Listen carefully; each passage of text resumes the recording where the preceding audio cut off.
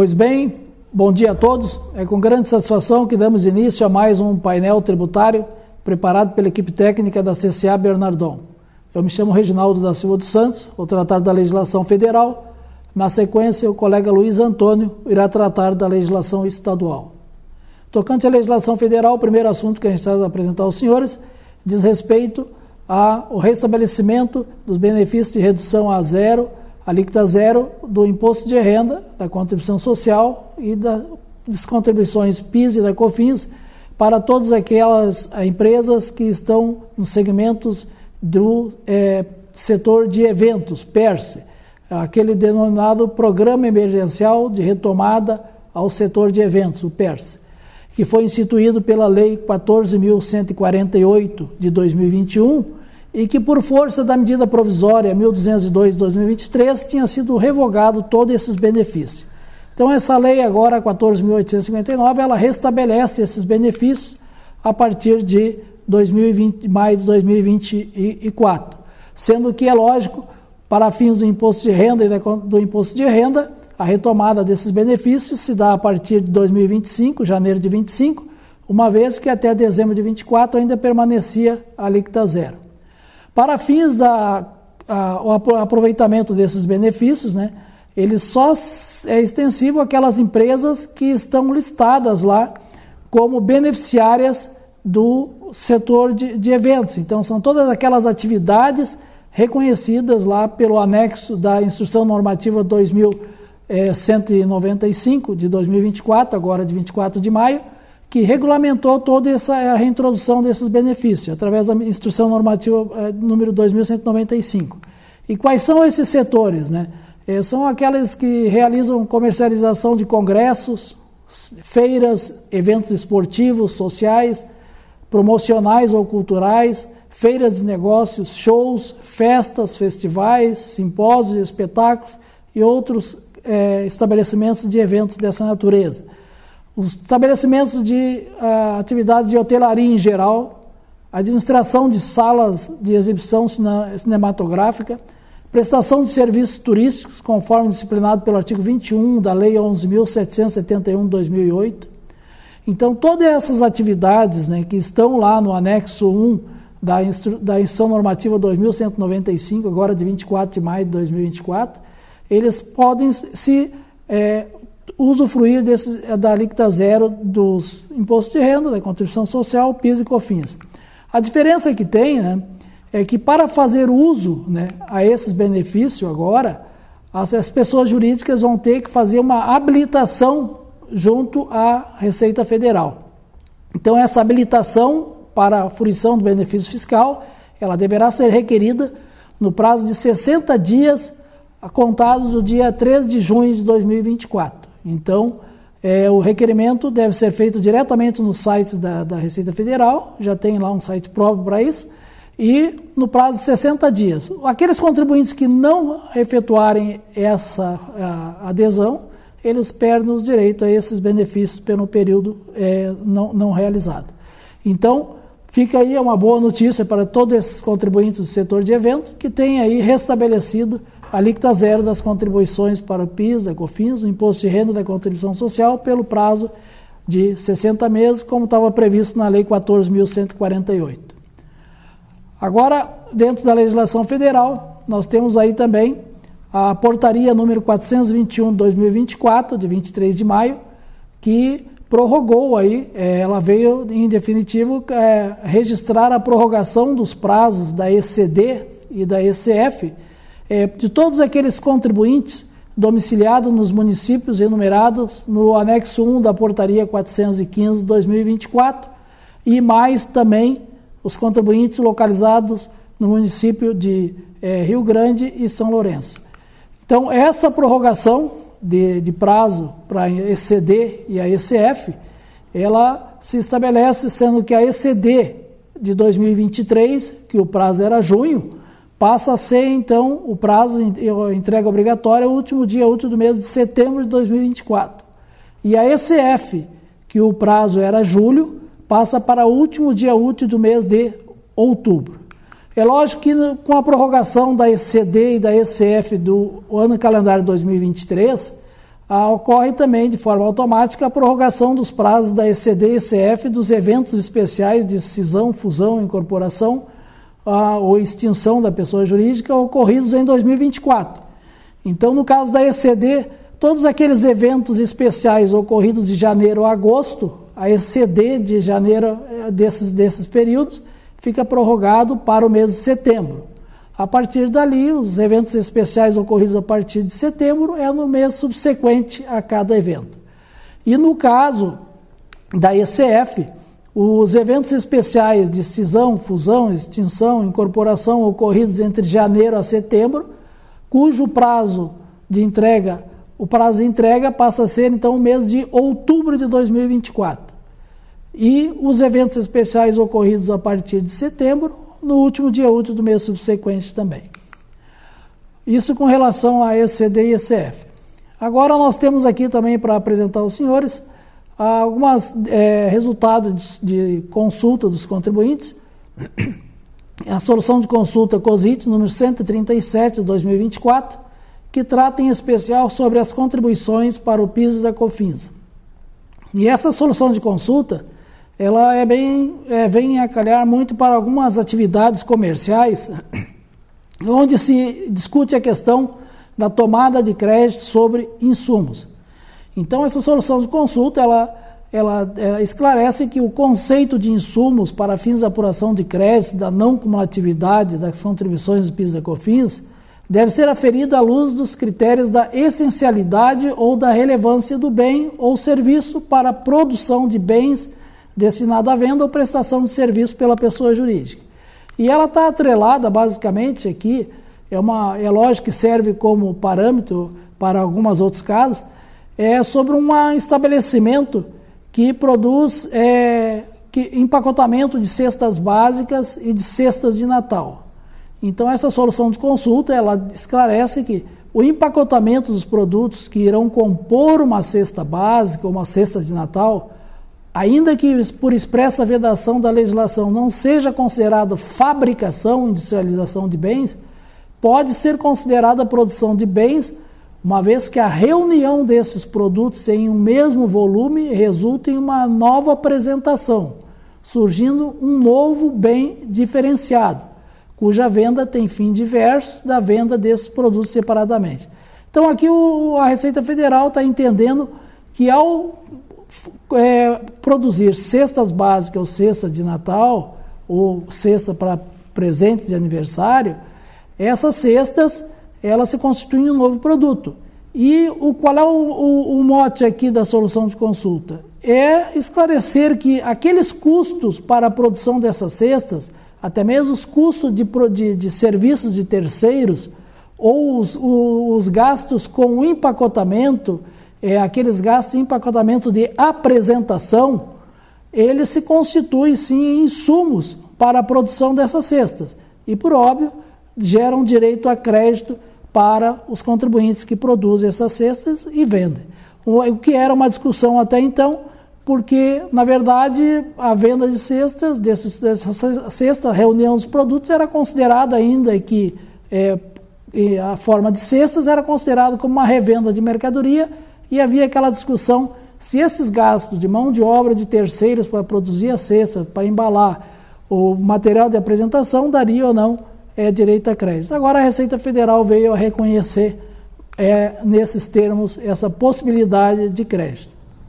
E também, por último, aí, nós temos a questão que trata da solução de consulta sobre crédito sobre dispêndio com manutenção de pneus e combustível, vale pedágio, licenciamento, seguro, dos veículos que são utilizados pela frota própria para entrega de mercadorias. Então, a Receita Federal, nessa mesma solução de consulta, ela esclarece que todos esses gastos com a frota própria, ela continua mantendo a sua posição de que esses gastos, mesmo que destinados para a entrega de mercadorias, no caso de vendas, não geram direito a crédito por falta de previsão legal, no que pese se tratarem de gastos com a venda, frete na venda de mercadorias. Então a Receita mantém a posição que esses gastos não geram direito a crédito, mesmo que destinado a empregados na venda de mercadorias. Então, esses seriam os nossos recados na esfera federal. Fiquem agora na sequência com o colega Luiz Antônio, que vai tratar da legislação estadual. Nos encontramos no próximo painel tributário. Um abraço a todos e até lá.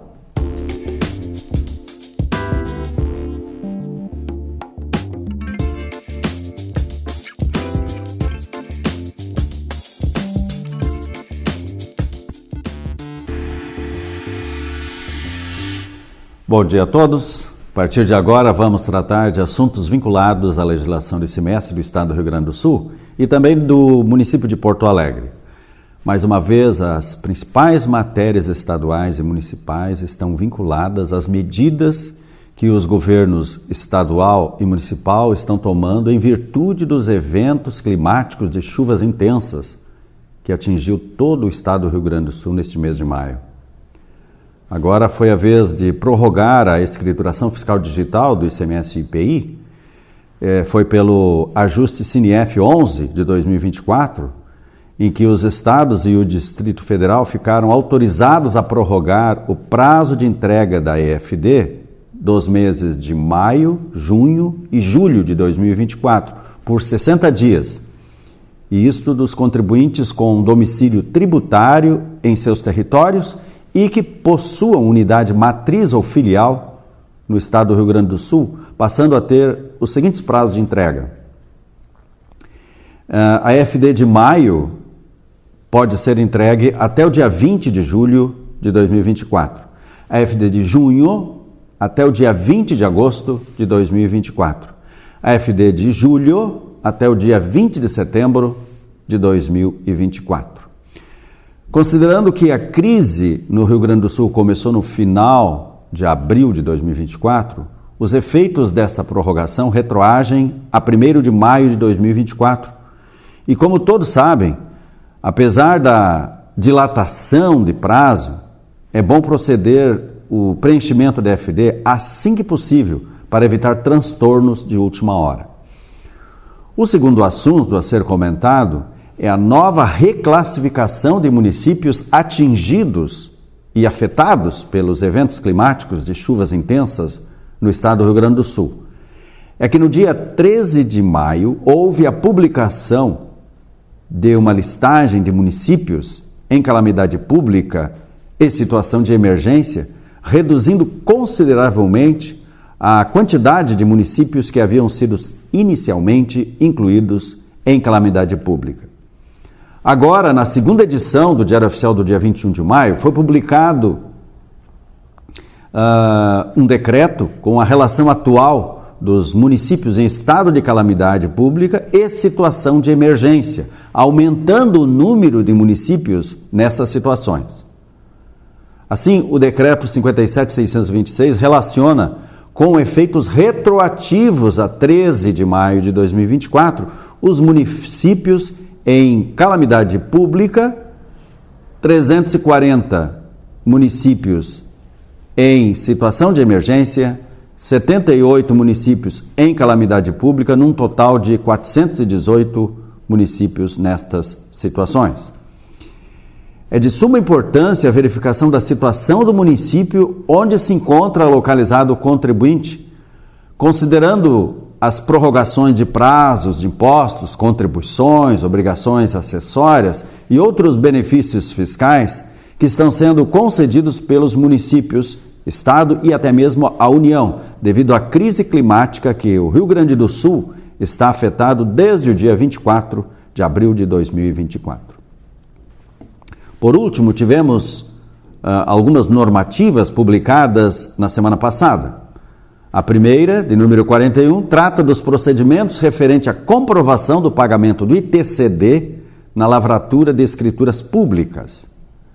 A segunda, divulga a UIF, a Unidade Fiscal do Fundopem, para o mês de junho, no valor de R$ 34,74. A terceira trata dos procedimentos especiais na operação que antecede a exportação de chassi de ônibus, com suspensão do ICMS, trânsito de chassi e dos componentes complementares para o seu funcionamento pela indústria de carroceria. A quarta altera a lista de bebidas quentes para fins de PFC, preço final ao consumidor, na tributação do ICMS e substituição tributária.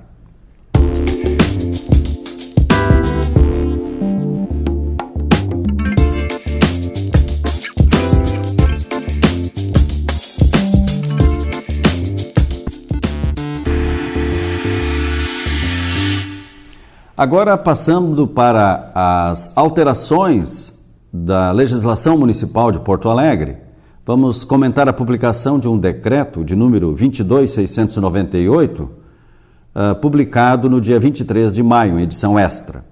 Esse decreto promoveu a prorrogação sem ônus do vencimento dos créditos tributários decorrente do Imposto sobre Serviço de Qualquer Natureza, o ISSQN, para os prestadores de serviços e substitutos tributários dos meses de maio, junho e julho de 2024 para os meses de julho, agosto e setembro de 2024, respectivamente, para os estabelecimentos localizados nos seguintes bairros: Anchieta, Arquipélago, Azenha, Belém Novo, Boa Vista do Sul, Centro Histórico, Cidade Baixa, Cristal, Farrapos, Floresta, Guarujá, Humaitá, Ipanema, Jardim Floresta, Jardim São Pedro, Lami, Menino Deus, Navegantes, Pedra Redonda, Ponta Grossa, Praia de Belas, Santa Maria Gorete, Santa Rosa de Lima, Santana, São Geraldo, São João, Sarandi, Serraria, Tristeza, Vila Assunção e Vila Conceição. Essas prorrogações aplicam-se exclusivamente aos créditos recolhidos mediante as guias de pagamento geradas por meio da escrituração e apresentação da declaração mensal do Imposto sobre Serviço de Qualquer Natureza, a DECWEB, desde que obedecidos os referidos prazos. Por outro lado, a prorrogação não se aplica aos contribuintes sujeitos ao recolhimento do tributo na forma da Lei Complementar Federal número 123, aquela do Simples Nacional, e também às instituições financeiras de que trata a Lei Complementar número 956 de 2022. Essa prorrogação não autoriza a devolução, a restituição, nem a compensação de importâncias recolhidas espontaneamente. A prorrogação alcança também, sem ônus, o vencimento da parcela dos créditos tributários não recolhidos espontaneamente, decorrentes do ISSQN, nos casos relativos à prestação de serviço sob a forma de trabalho pessoal do próprio contribuinte, os profissionais autônomos, para os prestadores estabelecidos nos bairros relacionados, com vencimento nos meses de junho e julho de 2024, para os meses de setembro e outubro deste mesmo exercício, respectivamente. Também trata das disposições e prazos concedidos aos autos de lançamento com data de lavratura de 20 de abril a 30 de junho de 2024. Então eram essas as informações da área fiscal quanto às notícias e alterações da legislação do ICMS do Estado do Rio Grande do Sul e também da legislação do município de Porto Alegre que gostaríamos de transmitir aos senhores. A seguir, o colega André irá comentar as alterações na área previdenciária. Um bom dia, uma ótima semana a todos e até o próximo painel tributário da CCA.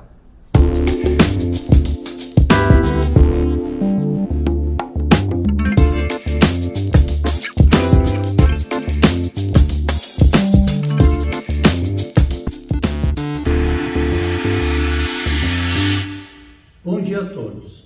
Durante a semana passada, tivemos a publicação de diversos dispositivos legais tratando da suspensão do recolhimento do Fundo de Garantia em decorrência do estado de calamidade pública decretado para vários municípios do estado do Rio Grande do Sul. Primeiramente, a Caixa Econômica Federal publicou o edital número 5, trazendo os procedimentos específicos que os empregadores devem observar relativamente à suspensão do recolhimento do Fundo de Garantia das competências de abril de 2024 a julho de 2024. Cabe ressaltar que, de acordo com o edital, a referida suspensão aplica-se aos estabelecimentos de empregadores situados nos municípios alcançados por estado de calamidade pública, mencionados no anexo da portaria do Ministério do Trabalho e Emprego, número 729, e em atos complementares subsequentes, inclusive empregadores domésticos, segurados especial e microempreendedores individual, e que permanecem inalteradas as obrigações acessórias dos empregadores pertinentes ao Fundo de Garantia.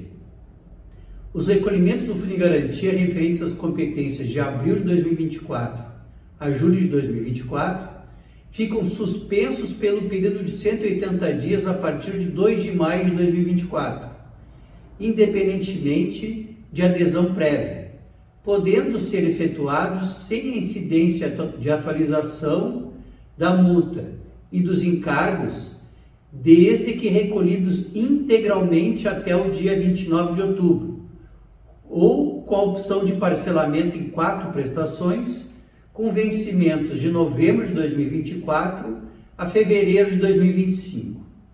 Caso o Fundo de Garantia suspenso não seja recolhido dentro dos prazos prorrogados, então ficará sujeito aos encargos legais desde a data originária do vencimento. A opção pelo parcelamento deverá ser realizada na plataforma do FGTS Digital, no período de 1º de setembro a 15 de outubro de 2024, contemplando exclusivamente os débitos compreendidos na suspensão, exceto para os empregadores domésticos, segurado especial e microempreendedores individuais, cujo parcelamento deverá observar as regras de adesão diretamente na plataforma do E-Social, módulo simplificado, bem como dos empregadores que, excepcionalmente, ainda recolhem Fundo de Garantia por meio dos sistemas de conectividade social. Conforme é recorrente no caso do Fundo de Garantia, na hipótese de rescisão de contrato de trabalho que autorize o saque do Fundo de Garantia, a suspensão e o parcelamento resolver-se-ão em relação ao respectivo trabalhador e ficará o empregador ou responsável obrigado ao recolhimento dos valores do Fundo de Garantia que estavam suspensos. A Caixa Econômica Federal também publicou a circular número 1057, trazendo novas disposições sobre a suspensão da exigibilidade do Fundo de Garantia, de acordo com a portaria número 729, bem como em relação à suspensão do recolhimento do Fundo de Garantia daqueles empregadores que suspenderam os recolhimentos do FGTS em decorrência da enchente ocorrida no Rio Grande do Sul em setembro do ano passado e que parcelaram o Fundo de Garantia dos trabalhadores. Para esses, fica prorrogada a quitação das demais parcelas, vencendo-as a partir de maio de 2024, para vencimento a partir de novembro de 2024, observado o prazo já contratado. Também no decorrer da última semana, foram publicadas novas portarias do Ministério do Trabalho, acrescentando os municípios de Picada Café, Novo Hamburgo, Nova Santa Rita, Pareci Novo e Parobé à lista dos municípios anexa à portaria número 729, que autorizou a suspensão da exigibilidade dos recolhimentos do Fundo de Garantia, referente às competências de abril a julho de 2024. A Caixa Econômica Federal também divulgou a versão número 24 do Manual de Movimentação da Conta Vinculada no FGTS, com as atualizações decorrentes das novas possibilidades de saques por trabalhadores dos municípios em situação de emergência ou estado de calamidade pública reconhecida pelo Ministério da Integração e do Desenvolvimento Regional. Em decorrência da suspensão por 60 dias da reoneração da folha de salários, foi publicada a nota no portal do E-Social, trazendo orientações de como as empresas devem proceder para prestar as informações da competência abril de 2024. Importante destacar que a empresa deverá previamente ajustar o evento S1000 para informar a opção pela desoneração da folha de salários. Também em decorrência do estado de calamidade pública e da situação de emergência, foi publicada a portaria do Ministério da Previdência Social, dispondo que as empresas localizadas no estado do Rio Grande do Sul terão suspensos por 60 dias os prazos cujo termo final recaía no período de 24 de abril a 26 de junho, para requerer ao INSS a não aplicação do nexo técnico epidemiológico e para a interposição de recursos em segunda instância, em que se discutem a aplicação do fator acidentário de prevenção, o FAP. Com essas informações, concluímos o painel tributário da CCA Bernardão de hoje. Desejamos a todos uma ótima semana.